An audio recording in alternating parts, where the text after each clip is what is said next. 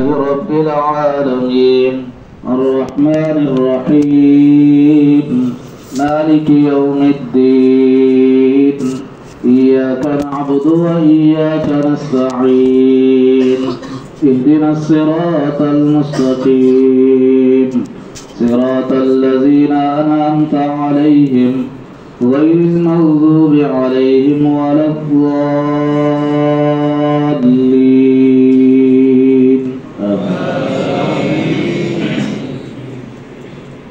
يا أيتها النفس المطمئنة ارجعي إلى ربك راضية مرضية فادخلي في عبادي وادخلي جنتي.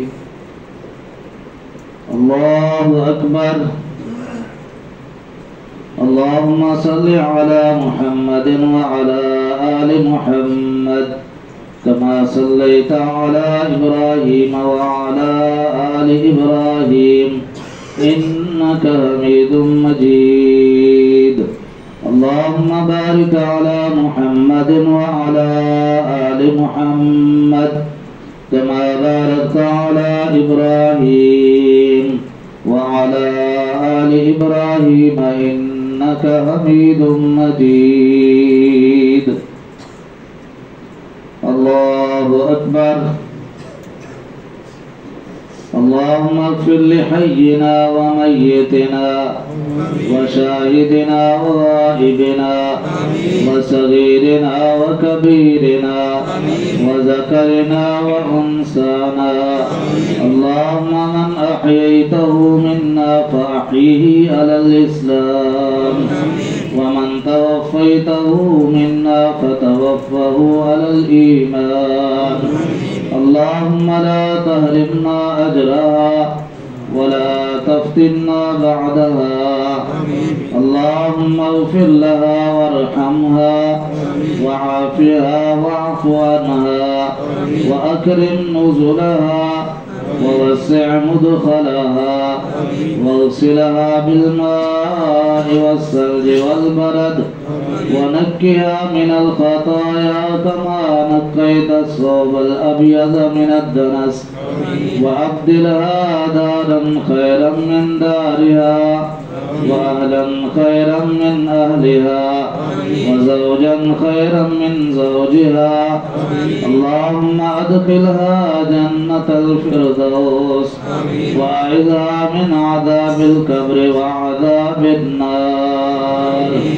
اللهم إن فلانة بنت فلان في ذمتك وحبل جوارك فقها فتنة القبر وعذابه.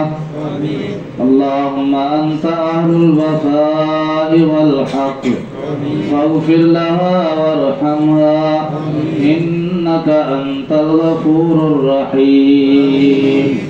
اللهم إنها أمتك وبنت أمتك احتاجت إلى رحمتك وأنت غني عن عذابها اللهم إن كانت محسنة فزد في إحسانها وإن كانت مسيئة فتجاوز عنها. اللهم إنها أمتك وبنت أمتك خرجت من الدنيا وما وسعتها وأحبائها ومحبوبها إلى ظلمة القبر وما هي لاقيه. كانت تشهد أن لا إله إلا أنت وحدك لا شريك لك وأن محمدا عبدك ورسولك وأنت أعلم بها. اللهم إنها قد نزلت بك وأنت غني عن عذابها اللهم إنها قد نزلت بك وأنت خير منزول بها وأصبحت فقيرة إلى رحمتك وأنت غني عن عذابها. اللهم قد جئناك راغبين إليك شفعاء لها اللهم إن كانت محسنة فزد في إحسانها وإن كانت مخطئة فتجاوز عن سيئاتها ولكها برحمتك رزاق ولكها برحمتك رزاق وقها فتنة القبر وعذابه وافسح لها قبره ونور لها قبره وجاف الأرض عن جنبيها وجاف الأرض عن جنبيها ولكها برحمتك الأمن من عذابك حتى تبعثها إلى جنتك يا أرحم الراحمين.